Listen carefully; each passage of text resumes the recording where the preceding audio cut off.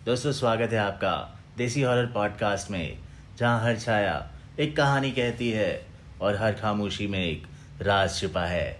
आज की रात दरवाजे बंद कर लीजिए, लाइट धीमी कर लीजिए और अपने दिल की धड़कनों में काबू ला लीजिए, क्योंकि जो आप आज सुनने वाले हैं वो सिर्फ एक कहानी नहीं, वो परछाइयों का सच है। अगर कोई आहट सुनाई दे तो समझ लेना कहानी शुरू हो गई है। दोस्तों, ये एक गांव की स्टोरी है और ये एक हवेली की स्टोरी है। और ये हवेली गांव के सबसे पुराने मोहल्ले में थी। चारों ओर हरे भरे खेत थे, धूप से सुनहरी हो चुकी मिट्टी और दूर दूर तक पेड़ पौधे फैले थे। लश ग्रीन गांव था ये। गांव के लोग दिन भर खेतों में काम करते थे और शाम को चबूतरे के पास इकट्ठा होकर बातें करते, पुराने किस्से विस्से सुनाते आपस में मिलके। बच्चे मिट्टी के बर्तन बनाते, घड़े बनाते, छुपन छुपाई खेलते और कभी कभी वहाँ के पक्षियों को देखकर खुशी से चिल्लाते थे। जो ये शर्मा परिवार की हवेली थी वो गांव के बीचों बीच थी। उसकी दीवारें पुरानी थी और उसके छप्पर भी कटे फटे थे। खिड़कियों में जंग लग गया था और एक ऊंचे झरोके की लकड़ी धीरे धीरे सड़ रही थी।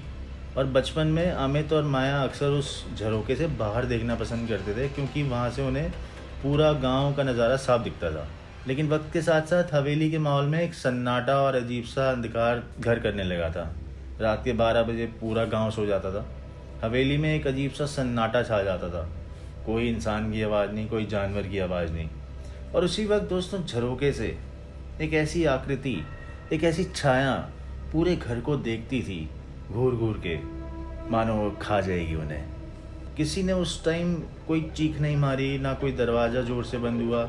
बस हवेली की दीवारों में एक धुंधली सी काली परछाई धीरे धीरे झुकती थी और बार बार झरोके से झांकती हुई दिखती थी।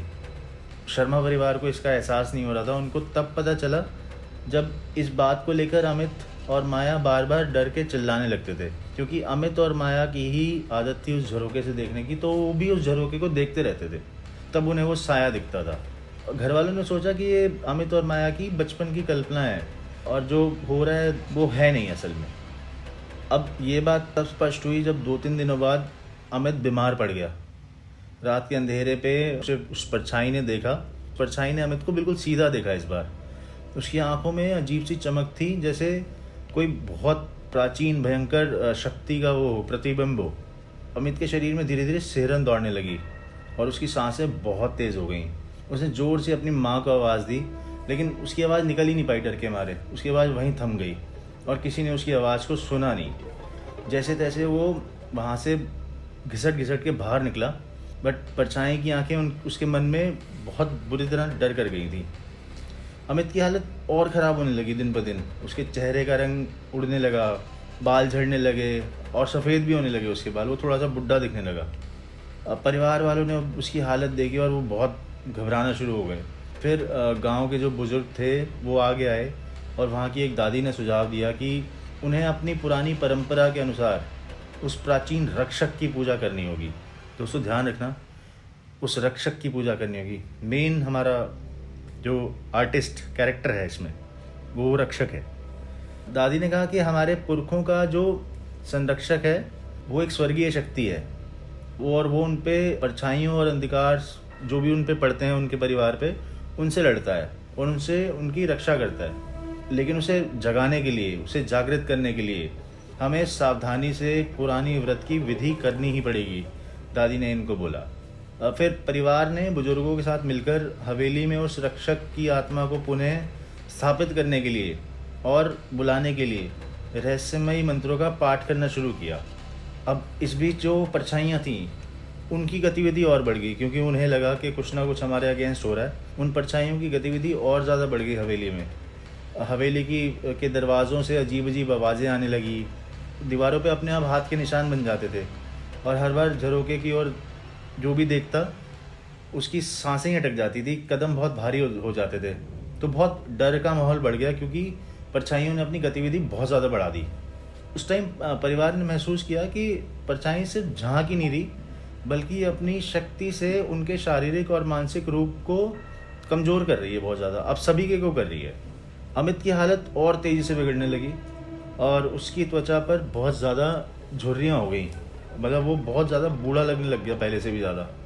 अब उस परछाई का भय अब हवेली के हर सदस्य के दिल में घर कर गया था और कहीं ना कहीं सबको बहुत ज़्यादा इम्पैक्ट कर रहा था। अब परछाई की शक्ति इतनी बढ़ गई कि घर के हर सदस्य पर उसका जादू असर करने लगा था। वही मैंने बताया ना, इम्पैक्ट बहुत ज़्यादा बढ़ गया था उसका। अब परिवार की जो आखिरी उम्मीद थी, जो दादी ने बताया था, वो वही थी, उस रक्षक की आत्मा उसको बुलाना और उससे रिक्वेस्ट करना कि भैया इन परछाइयों को हटाया जाए, क्योंकि ये बहुत ज़्यादा घर को इम्पैक्ट कर रहे हैं और अमित की हालत तो इतनी ज़्यादा ख़राब है कि बता ही नहीं सकते हैं। अब इन्होंने डिसाइड किया कि पूजा करी जाएगी और रक्षक की आत्मा को बुलाते हैं। तो रक्षक की आत्मा को बुलाने का जो टाइम रखा गया वो शाम का रखा गया। इस टाइम उनके अकॉर्डिंग वातावरण बहुत शुद्ध और पवित्र होता था। उन्होंने काले तिल खरीदे, सुपारी, लौंग, नारियल और फूल भी भगवान को उस टाइम अर्पित किए। तब दादी ने बताया कि इस पूजा के दौरान अगर रक्षक की कृपा हुई तो उस परछाई को वो खत्म ही कर देंगे। लेकिन रक्षक की आत्मा को प्रकट करना बहुत मुश्किल था, वो इतना आसान था ही नहीं। अब घर के जो बड़े लड़के थे, जगतवीर, उन्होंने हवेली के सबसे पुराने हिस्से में छुपा एक काला पत्थर निकाला। दादी ने उसको बताया कि ये रक्षक का कलश होता है, ये काला पत्थर जो जगतवीर ने निकाला था। तो कहा जाता था कि जो रक्षक की प्राचीन शक्ति थी वो इसी पत्थर में थी, और अगर वो सही से उसको जगाया जाए, उसकी आराधना की जाए, तो परछाई जैसी काली शक्तियों को फाड़ फाड़ कर फेंक देगा वो। इतना स्ट्रांग था, इतना बलशाली था वो रक्षक। अब रात के अंधेरे में जगतवीर ने अपने हाथों में उस काले पत्थर को लेकर एकांत स्थान पर गया, वो जहाँ शमशान के पास एक पुराना कुआं था। अब हवेली की दीवारों से गिरी हुई जो मकड़ी की जाली और हवा में जलते हुए चूल्हे की गंध के बीच उसने वो भयावह अनुष्ठान शुरू किया जो दादी ने बताया था। जब उसने अनुष्ठान किया तो वहाँ पे एक आवाज़ गूंजी, बहुत भयानक, बहुत, वो जो कहते हैं ना, बहुत भारी आवाज़। उसने कहा, कौन है जो काल की नींद को भंग कर सकता है? जगतवीर घबरा गया, उसकी सांस घुटने लगी और हवा में राख की बौछारें और काले धुएं की लपटें उठने लगी। मतलब वहाँ का माहौल बहुत खतरनाक हो गया उस टाइम। तब जमीन से काली छाएं उठकर आकाश की ओर खुली और एक विशाल भयानक आकृति सामने आई। वही रक्षक थे, जो उस परिवार के रक्षक थे। बहुत भयानक, रक्त रंजित जीभ और लाल लाल जलती आंखें। उसका रूप देखकर जगतवीर भी बहुत बुरी तरह डर गया, उसका दिल थर्रा उठा। तब रक्षक ने अपने हाथ उठाए और उसकी हथेलियों से काली आग निकली और हवेली की दीवारों पर घनी काली परछाइयों को उसने वहीं के वहीं नष्ट कर दिया। देख रहे हो कहाँ से, मतलब जगतवीर ने जो अनुष्ठान शुरू किया था वो किया था कब्रिस्तान में दूर जाके, और वहीं से इस रक्षक ने अपने हाथ उठाए और वहीं से परछाइयों को नष्ट कर दिया। बिल्कुल देख रहे हो कितना वो था, वो स्ट्रांग था। उन्होंने एक बार तो रक्षक ने हाथ उठाया और उन परछाइयों को नष्ट कर दिया, पर वो वापस आ गई अचानक। अब वो और भी हावी होकर अमित और उसके घर वालों पे आई, उन भयावह आकार लेकर एक बदसूरत विकृत छाया के रूप में, जो इंसान को चीर डालने वाली उसमें हो। घमासान मचा, आग और धुआं चारों ओर बिखर गए। फिर से रक्षक ने अपना वो काम शुरू किया और परछाइयों को हराने में लग गया। और परछाई ने कई बार वार की कोशिश की, पर रक्षक की शक्ति उस वार को बिल्कुल पीछे धकेल देती थी। अंत में रक्षक ने अपनी तलवार को फेंका और जो तलवार जाके लगी परछाई के शरीर में, और उससे काला धुआं बनकर हवेली से बाहर निकलना पड़ा। उस टाइम तो हवेली में छा गया बिल्कुल सन्नाटा, और अमित ने धीरे धीरे सांस ली और परछाई की भयानक छाया अब उससे हट चुकी थी, और अमित भी अब नॉर्मल उसमें आ रहा था, स्टेज में आ रहा था। लेकिन सब जानते थे कि रक्षक की शक्ति स्थायी नहीं है और परछाई फिर से लौटेगी। और ये कहानी अब और रोमांचित हो जाएगी और डरावना हिस्सा अब इसका शुरू होगा कि परछाई फिर से वापस आ सकती थी, और वो आई। एक रात हवेली के भूतिया गलियारों में धीरे धीरे चलती हुई परछाई फिर से अमित से टकराई। वो गई नहीं थी, वो छुप गई थी और वो अमित पे नज़र रख रही थी। और जब जैसे ही उसने अमित को अकेला पाया, उस परछाई ने उसे घेर लिया वहीं पे। वो लगातार एक एक हलचल पे अमित की नज़र रख रही थी। तो अगली रात अमित और जगतवीर ने हवेली के तहखाने के नीचे बने पुराने कक्ष में फिर से गए, वो जहाँ पहले भी गए थे। अंधेरे तहखाने में दीवारों पर जो खून के निशान और रहस्यमय प्रतीक उकेरे हुए थे। तभी कक्ष के बीचों बीच एक अजीब सी चमकदार गोलाकृति प्रकट हुई, और उसके आसपास काला तम और जलती काली लौ की लपटें थी। और वो दोबारा उन्होंने जाना ये रक्षक की ही शक्ति थी। अब लेकिन जगतवीर ने फुसफुसाया, शक्ति तो है हमारे पास रक्षक की, लेकिन इसको नियंत्रित करना और इनको ये मनाना कि छाया को दोबारा ख़त्म करें, वो आसान नहीं होगा बिल्कुल भी। अमित और जगतवीर ने उस चमकदार गोलाकार शक्ति आकृति के सामने जाकर वो खड़े हुए। वो वही शक्ति थी जो ये काली परछाइयों से लड़ती थी, और वो रक्षक की शक्ति थी। उन्हें समझ में आ गया कि अकेली यही शक्ति है जो परछाइयों को ख़त्म कर सकती है, लेकिन इसे सही तरीके से जगाना और नियंत्रित करना इट वॉज़ वेरी इंपॉर्टेंट। जगतवीर ने दादी की वो पुरानी किताब खोली उस टाइम फिर, जिसमें लिखा था कि रक्षक की शक्ति तभी प्रकट होती है जब उसे सही दिशा और पूर्ण श्रद्धा से बुलाया जाए।